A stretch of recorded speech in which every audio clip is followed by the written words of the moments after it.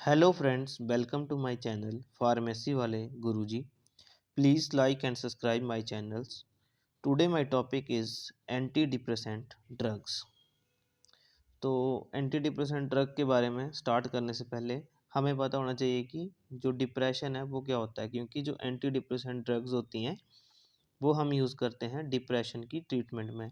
तो डिप्रेशन के बारे में पहले आपको पता होगा, तभी आपको पता चलेगा कि एंटी डिप्रेसेंट ड्रग्स जो हैं वो कैसे एक्ट करती हैं। क्योंकि जब भी आपको जो डिप्रेशन है उसकी पैथोफिजियोलॉजी का पता चलेगा, तभी आपको पता चलेगा कि जो हमारी एंटी डिप्रेसेंट जो ड्रग्स हैं वो कौन से जो हैं वो फैक्टर्स हैं उनको इफ़ेक्ट करती हैं और कहाँ पे जो है वो एक्ट करती हैं, और वहाँ पे जाके एक्ट करके जो है वो कौन से फंक्शन को जो है वो ब्लॉक करती हैं या स्टिमुलेट करती हैं, उससे जो है वो एंटी डिप्रेसेंट इफ़ेक्ट आता है ड्रग्स का। तो फर्स्ट है डिप्रेशन के बारे में। It is a mental illness characterized by pathophysiological change in mood, loss of interest or pleasure, feeling of guilt or low self worth, disturbed sleep or appetite, low energy and poor concentration। तो जो depression है वो एक बीमारी है, mental illness है। उसमें होता क्या है, जो पेशेंट होता है वो उसका इंटरेस्ट जो है वो लॉस हो जाता है, उसको नींद नहीं आती है, उसको लगता है कि मेरे में एनर्जी नहीं है, मैं कुछ नहीं कर पाऊँगा। वो किसी भी चीज़ पे जो है वो प्रॉपर कंसंट्रेट नहीं कर पाता है, उसको भूख नहीं लगती है और उसकी जो नींद है वो डिस्टर्ब हो जाती है। तो इस कंडीशन को हम बोलते हैं depression. It can be severe and some time fatal. मतलब जो ये कंडीशन है डिप्रेशन की, ये जो है वो सीवियर भी हो सकती है। कि जो सीवियर कंडीशंस होती हैं उसमें जो है वो पेशेंट जो है वो जो सुसाइड करने मतलब सुसाइडल थॉट्स उसके मन में आते हैं, और कई टाइम जो है वो कई बार तो वो जो है वो सुसाइड भी कर लेते हैं। ये जो मतलब जो डिप्रेशन होता है इसमें जो है पेशेंट उसके मन में सुसाइडल थॉट्स आते हैं और वो कभी भी सुसाइड कर सकता है, अगर जो है वो कंडीशन जो है वो सीवियर है। नेक्स्ट है सिम्टम्स क्या क्या होते हैं। तो सिम्टम में फर्स्ट है हमारा depressed mood most of the day. पूरा दिन जो है वो उसका मूड जो है वो डिप्रेस्ड रहेगा। नेक्स्ट है मार्केटली डिमिनिश इंटरेस्ट और प्लेजर। मतलब उसका किसी भी काम में जो है वो मन नहीं लगेगा, उसको मज़ा नहीं आएगा कि मैं कोई काम कर रहा हूँ, वो खुश होकर नहीं करेगा, वो ऐसे करेगा कि मतलब जैसे कोई फॉर्मेलिटी कर रहा है। नेक्स्ट है significant weight loss and gain. जब भी कोई पेशेंट जो है वो डिप्रेशन में होता है, या तो उसका वेट लॉस होता है या गेन हो सकता है, वो उसकी बॉडी की फिजियोलॉजी के ऊपर डिपेंड करता है। नेक्स्ट है इंसोम्निया और हाइपरसोम्निया। मतलब उसको नींद नहीं आएगी। इंसोम्निया का मतलब क्या होता है कि उसको नींद नहीं आएगी। नेक्स्ट है एजिटेशन। नेक्स्ट है फटीग और loss of energy, change in appetite. मतलब उसको ऐसा लगेगा कि मैं थक गया हूँ और ऐसा लगेगा कि मेरे में एनर्जी नहीं बची है, मैं कुछ काम नहीं कर सकता हूँ कि। नेक्स्ट है लैक ऑफ कंसंट्रेशन। मतलब जब भी वो काम करेगा तो उसके ऊपर वो कंसंट्रेट नहीं कर पाएगा। नेक्स्ट है पुअर सेल्फ एस्टीम। मतलब जब भी वो काम करने की कोशिश करेगा उसका मन नहीं करेगा कि मैं इस काम को करूं। नेक्स्ट है थॉट्स ऑफ सुसाइडल और डेथ। उसको मन में जो है वो थॉट आएगा कि मैं सुसाइड कर लूं और मर जाऊं। नेक्स्ट है काउजेज क्या क्या हैं, किसकी वजह से जो है वो डिप्रेशन होता है। फर्स्ट है एब्यूज़। फिजिकल सेक्सुअल और emotional abuse can make you more vulnerable और to depression later in life. तो कई बार ऐसा होता है कि जब भी कोई पर्सन है ना, अगर वो किसी के साथ रिलेशनशिप में होता है, जब भी कोई हाँ रिलेशनशिप में होता है और उसको कोई छोड़ कर चला जाता है, तब भी जो है वो पर्सन जो है वो डिप्रेशन में चला जाता है, क्योंकि वो उसकी तरफ जो है वो ज़्यादा अट्रैक्ट होता है। और जब भी वो उसके साथ बात करता है तो वो खुश हो जाता है, लेकिन जब वो उससे बात करना मतलब बंद कर देता है या दूसरा पर्सन उसको छोड़ के चला जाता है, तो वो डिप्रेशन में चला जाता है। नेक्स्ट है डेथ और अ लॉस। मान लो अगर कोई पर्सन है, अगर वो किसी को ज़्यादा पसंद करता है और उसकी डेथ हो जाती है, या वो उसको वो लॉस्ट कर देता है, मतलब वो उसको छोड़ के चला जाता है कहीं, तो उसकी वजह से जो है वो पर्सन है वो डिप्रेशन में चला जाता है। नेक्स्ट है लॉन्ग टर्म आइसोलेशन और लोनलीनेस। मान लो जो कोई पर्सन है वो लॉन्ग टाइम तक जो है वो दूसरे पर्सन के साथ जो है वो बात नहीं कर पा रहा है या फिर मतलब उससे मिल नहीं पा रहा है, तो उसकी वजह से भी उसको डिप्रेशन में जा सकता है। नेक्स्ट है प्रोलॉन्ग्ड वर्क स्ट्रेस।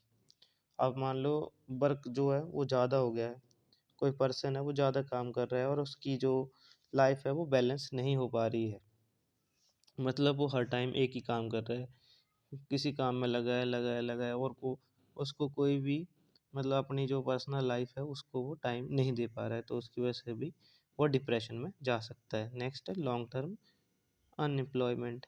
अब मान लो कोई पर्सन है उसको जॉब नहीं मिल रही है, बड़ा टाइम हो गया, तो सभी उसको बोलेंगे कि तुम जॉब नहीं कर रहे हो, तुम फ्री बैठे हो, और ऐसे ऐसे करके जब भी कोई उस पर्सन को बार बार बोलेगा तो उसको बुरा लगेगा और उसकी वजह से वो डिप्रेशन में चला जाएगा। नेक्स्ट है टाइप्स ऑफ डिप्रेशन। फर्स्ट है यूनिपोलर, नेक्स्ट है बाइपोलर। तो जो यूनिपोलर होता है उसमें दो टाइप के होते हैं डिप्रेशन। फर्स्ट है रिएक्टिव डिप्रेशन, दूसरा है एंडोजीनियस डिप्रेशन। जो बाइपोलर है उसमें होता है हमारा मैनिया। ये सारे जो हैं वो डिप्रेशन जो है उसी के टाइप्स हैं। नेक्स्ट है mechanism of action hypothesis.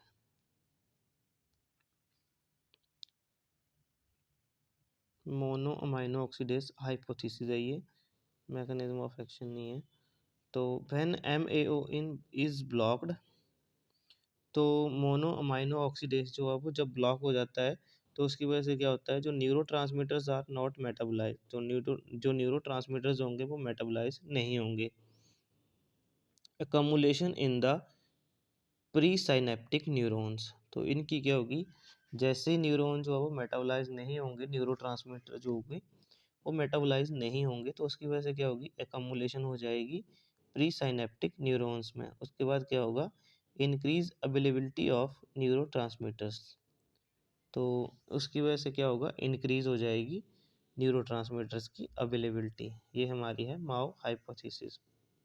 Blocking the action of MAO leads to an increase availability of neurotransmitters. MAO A oxidise epinephrine, nor epinephrine, serotonin. MAO B oxidise phenyl ethylamine, both oxidize dopamine non-preferentially. This story is based on the ability of the monoamine oxidase A inhibiting drug to facilitate norepinephrine, norepinephrine and 5-HT neurotransmission and to act as effective antidepressant drug.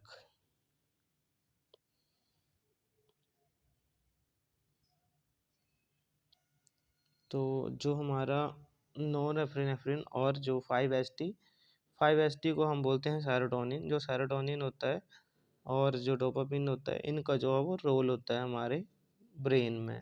अगर इनका level जो है वो कम हो जाता है तो उसकी वजह से जो है वो पर्सन जो है वो डिप्रेशन में चला जाता है। तो नेक्स्ट है serotonin, NOR adrenaline and dopamine hypothesis. Depression is caused by functional deficient of noradrenaline and serotonin and dopamine at hippocampus in brain. Therefore, it was reasoned that depression must be associated with a decreased noradrenaline and 5-HT neurotransmission. तो जब भी हमारी body में जो है वो इनका level कम हो जाएगा, जैसे नॉन एड्रेनालिन हो गया, सेरोटोनिन हो गया और डोपामिन, तो इनका लेवल जब भी हमारी बॉडी में जो ब्रेन में जो है वो कम हो जाएगा तो उसकी वजह से क्या होगा, डिप्रेशन हो जाएगा। ये डायग्राम में दिखाया गया है कि कैसे कैसे जो है वो ये एक्ट करते हैं, मतलब 5-HT2 रिसेप्टर्स हैं, वहाँ पे जाके जो है वो ये एक्ट करता है, जो भी हमारे न्यूरो होते हैं, और जो जब जो है वो न्यूरो जो है वो इनकी कंसंट्रेशन जो है वो ब्रेन में जो है वो प्रेजेंट होगी और प्रॉपर होगी, तब तक जो है वो हमारा ब्रेन प्रॉपरली काम करेगा और जो न्यूरो होंगे वो हमारे मूड को जो है वो सही रखेंगे। जैसे इनका लेवल कम हो जाएगा तो हमारा मूड जो है वो ऑटोमेटिकली चेंज हो जाएगा, वो इस डायग्राम में दिखाया गया है। मैकेनिज्म ऑफ एक्शन के बारे में बताया गया है कि कैसे कैसे जो है वो एक्ट करता है न्यूरो। नेक्स्ट है एंटी डिप्रेसेंट ड्रग्स। तो वो तो मैंने आपको बता दिया कि एंटी डिप्रेसेंट क्या होती हैं, जो ड्रग्स होती हैं इनका यूज़ हम करते हैं डिप्रेशन को ट्रीट करने के लिए, उनको हम बोलते हैं एंटी डिप्रेसेंट ड्रग। फर्स्ट है क्लासिफिकेशन में इसकी फर्स्ट है रिवर्सिबल इनहिबिटर्स ऑफ माओ ए। इसमें हमारी ड्रग आती है मोक्लोबिमाइड, क्लोरजाइलिन। नेक्स्ट है tricyclic anti depressants. Tricyclic anti depressant में फर्दर इसकी क्लासेस है nor adrenaline plus 5-HT reuptake inhibitors. तो इसमें ड्रग आती है इमिप्रामाइन, एमिट्रिप्टिलिन, ट्राइमिप्रामाइन, डॉक्सीपिन, क्लोमिप्रामाइन। ये सारी ड्रग्स जो वो हमारी आती हैं nor adrenaline and 5-HT reuptake inhibitors में। नेक्स्ट है predominantly nor adrenaline reuptake inhibitors. तो इसमें हमारी ड्रग आती है एमोक्सापाइन, रेबोक्सिटिन। नेक्स्ट है डेसिप्रामाइन। ये सारी ड्रग्स जो हैं वो हमारी आती हैं नॉर एड्रेनालिन रीअपटेक इनहिबिटर्स में। नेक्स्ट है हमारे पास सेलेक्टिव सेरोटोनिन रीअपटेक इनहिबिटर्स। तो इसमें ड्रग आती है फ्लूबोएक्सिमिन, सर्ट्रालिन, डेबॉक्सिटिन, सिटालोप्राम। ये सारी ड्रग्स जो हैं वो हमारी आती हैं सेलेक्टिव सेरोटोनिन रीअपटेक इनहिबिटर्स में। नेक्स्ट है serotonin and non adrenaline reuptake inhibitors. तो इसमें ड्रग आती है वेनलाफैक्सिन, ड्यूलोक्सिटिन। नेक्स्ट है ए टाइपिकल एंटी डिप्रेसेंट। तो ए टाइपिकल एंटी डिप्रेसेंट जो है उसमें हमारी ड्रग आती है ट्राजोडोन, मैनसिरेन, ब्यूप्रोपियोन, एमाइनपटीन, एटोमोक्सिटिन। ये सारी जो है वो एटाइपिकल एंटी डिप्रेसेंट्स में आती हैं। तो फर्स्ट है MAO inhibitors. MAO is the mitochondrial enzyme involved in the oxidative deamination of biogenic amines adrenaline, non adrenaline, dopamine, 5-HT। 2 isoenzyme forms of MAO have been identified. तो माओ के जो हैं वो दो टाइप के होती हैं, आइसोएंजाइम्स होते हैं। फर्स्ट है माओ ए एंड माओ बी।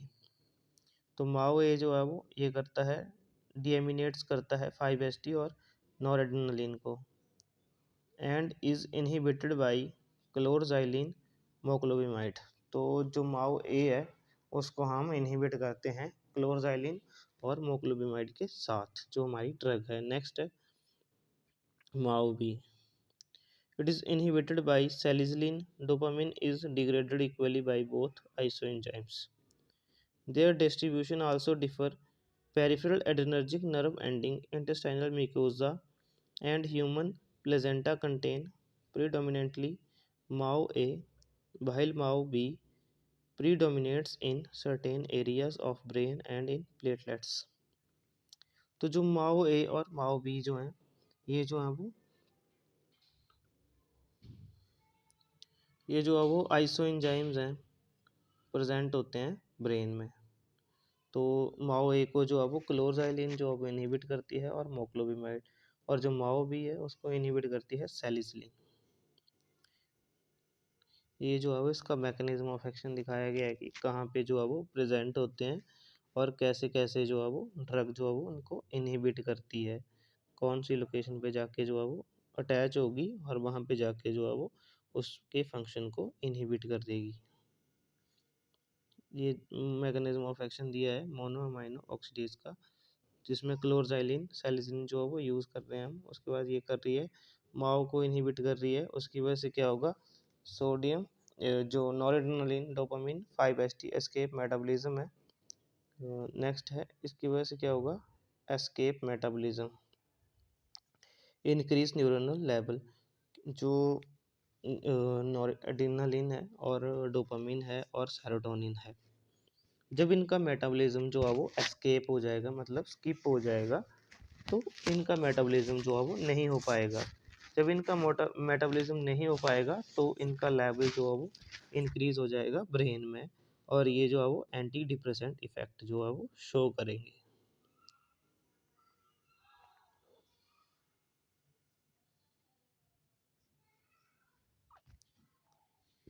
अब है मोनोअमाइनो ऑक्सीडेज। जो है वो नॉन सेलेक्टिव और सेलेक्टिव कौन कौन से हैं, तो जो नॉन सेलेक्टिव हैं वो है आइसो कार्बोक्साजिड, फिनेल्जिन, और जो सेलेक्टिव है उसमें हमारी आ गई सैलिसिलिन एंड रेसाजिलिन। तो इसमें डिफरेंस क्या है, ये इनहिबिट करती है, जो हमारे नॉन सेलेक्टिव है वो इनहिबिट करते हैं ए और बी को, और जो सेलेक्टिव है वो इनहिबिट करते हैं मोनो अमाइनो ऑक्सीडेज बी को सिर्फ। नेक्स्ट है interaction. These drugs inhibit a number of other enzymes as well and interact with many food constituents and drugs. Cheese reactions: certain variety of cheese, beer, wines, pickled meat, and fish extract contain large quantity of tyramine etc. Next, in MAO inhibited patient, these indirectly acting sympathomimetic amines escape degradation in the intestinal wall and liver, reaching into systemic circulation. They displace and release large amount of noradrenaline from transmitter-loaded adrenergic nerve endings. Hypertensive crisis, cerebrovascular accidents. Next है हमारे पास tricyclic anti depressants. तो जो tricyclic anti depressants होते हैं इनका mechanism of action क्या है। Imipramine an analogues of CPZ was found during clinical trials to selectively benefit depressant but not agitated psychotics. In contrast of CPZ inhibit sodium and it inhibit non-adrenaline and serotonin reuptake into neurons. A large number of cogeners were soon added or called tricyclic antidepressants. तो जो हमारी tricyclic anti depressants होते हैं इनका mechanism of action क्या है। तो इनका मैकेनिज्म ऑफ एक्शन ये है कि ये क्या करते हैं, जो नॉन एड्रेनलिन होता है और सेरोटोनिन होता है इसके रीअपटेक को क्या करते हैं, ये इनहिबिट कर देते हैं ताकि इसका रीअपटेक ना हो और इसका लेवल जो है वो हमारे ब्रेन में जो है वो इंक्रीज़ हो जाए। जैसे ही इसका लेवल इंक्रीज़ हो जाएगा तो उसकी वजह से जो है वो डिप्रेशन नहीं होगा। नेक्स्ट है एडवर्स इफेक्ट क्या है। Side effects are common with tricyclic antidepressant because of which selective serotonin reuptake inhibitors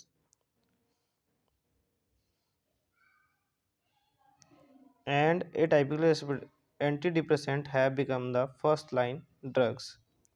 anticholinergic. तो एडवर्स इफेक्ट क्या क्या हैं, मतलब जो हमारी एंटी डिप्रेसेंट ड्रग्स होती हैं उनके कौन कौन से एडवर्स इफेक्ट हैं। तो फर्स्ट है एंटीकोलिनर्जिक, इसमें ड्राई माउथ होगा, बैड टेस्ट होगा, कॉन्स्टिपेशन होगी, epigastric distress, urinary tension specially in males with enlarge prostate, blood vision, palpitation, ये सारे जो हैं वो एडवर्स इफेक्ट हैं कोलिनर्जिक्स के। नेक्स्ट है sedation, mental confusion and weakness specially with amitriptyline and more sedative congeners. Next है increased appetite and weight gain is noted with most TCAs and trazodone but not with selective serotonin reuptake inhibitors and bupropions। तो जो हमारे weight gain और weight loss जो होता है वो जो हमारे TCA जो होते हैं मतलब ट्राईसाइक्लिक एंटी डिप्रेसेंट जो होते हैं उनकी वजह से जो है वो इंक्रीज होता है वेट गेन। नेक्स्ट है स्वेटिंग भी हो सकती है, सीजर्स हो सकते हैं, पोस्चरल हाइपरटेंशन भी हो सकता है। ये सारे जो है वो एडवर्स इफेक्ट हैं एंटी हाइपरटेंसिव जो हमारे ट्राईसाइक्लिक एंटी डिप्रेसेंट हैं उनके जो है वो साइड इफेक्ट हैं। नेक्स्ट है सिलेक्टिव सेरोटोनिन रीअपटेक इनहिबिटर्स। तो सिलेक्टिव सेरोटोनिन रीअपटेक इनहिबिटर जो है वो उनका मैकेनिज्म ऑफ एक्शन क्या है, तो ये जो सेरोटोनिन रीअपटेक है उसको इनहिबिट करते हैं ताकि जो सेरोटोनिन का लेवल है वो हमारी ब्रेन में जो है वो ज़्यादा रहे। अगर ज़्यादा उसका लेवल वहाँ पे होगा तो वो क्या करेगा, हमारे मूड को जो है वो सही करेगा। जैसे कोई पेशेंट डिप्रेशन में है तो उसके मूड को वो मतलब चेंज कर देगा। जब भी सेरोटोनिन का लेवल जो है वो हमारे ब्रेन में जो है वो ज़्यादा होता है तो पेशेंट जो पर्सन होता है वो खुश रहता है, क्योंकि ये हैप्पी हार्मोन्स भी इसको बोलते हैं सेरोटोनिन को। यूजेस क्या क्या हैं इसके? माइग्रेन में इसको यूज़ करते हैं, न्यूरोपैथिक पेन में यूज़ करते हैं, एनुरेसिस में यूज़ करते हैं, एंडोजीनियस डिप्रेशन में यूज़ करते हैं, एंजाइटी डिसऑर्डर में भी यूज़ करते हैं। तो ये था मेरा आज का topic, anti hypertensive drugs. I hope आपको समझ आ गया होगा कि कौन कौन सी ड्रग्स हैं और इनके क्या क्या मैकेनिज्म ऑफ एक्शन है। तो जो एंटी डिप्रेसेंट जितनी भी हमारी ड्रग्स हैं, उनका मेन फंक्शन यही है कि जो नॉरएड्रेनालिन, डोपामिन और सेरोटोनिन जो हमारे ब्रेन में है, उसकी कंसंट्रेशन को बनाए रखना, उनके मेटाबॉलिज्म को कम करना और उसके रीअपटेक को इनहिबिट करना, ताकि इनका लेवल जो है वो ब्रेन में इंक्रीज़ हो, ताकि जैसे ही इंक्रीज़ होगा तो पेशेंट जो है वो खुश हो जाएगा और वो जो है वो उसको मतलब जो डिप्रेशन की डिसीज़ हुई है तो उससे वो ठीक हो जाएगा। तो ये था मेरा टॉपिक आज का, anti hypertensive, anti depressant drugs. Thank you.